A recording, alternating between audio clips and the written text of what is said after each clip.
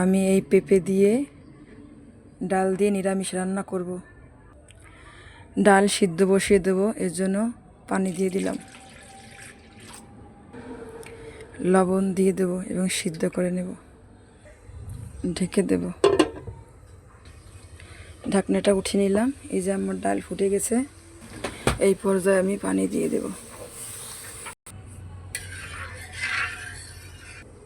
যখন ডালের পানিটা গরম হয়ে যাবে তখন আমি পেঁপে ছেড়ে দেব।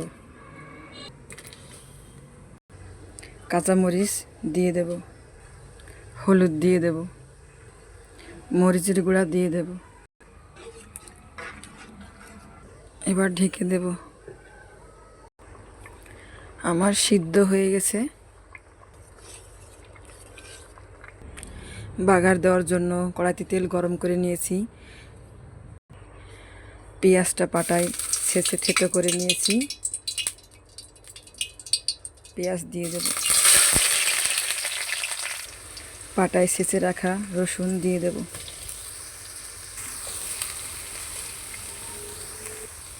রসুন পেঁয়াজটা পাটায় ছেঁচে নিতে হবে, না হলে নিরামিষটা খাইতে স্বাদ হবে না। আমি এখন বাগার দিয়ে দেব।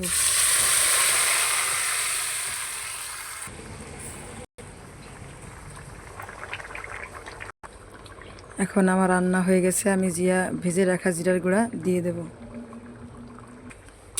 আমার রান্না হয়ে গেছে, দেখা যাচ্ছে। এই যে এরকমেরই হবে, ডালটা এরকমের থাকবে এবং সবজিটা এরকমের থাকবে। এই যে আপনাদের পরিবেশন করে দেখাইলাম। ভাত দিয়ে খাইতে অনেক ভালো লাগবে, একবার খেয়ে দেখবেন।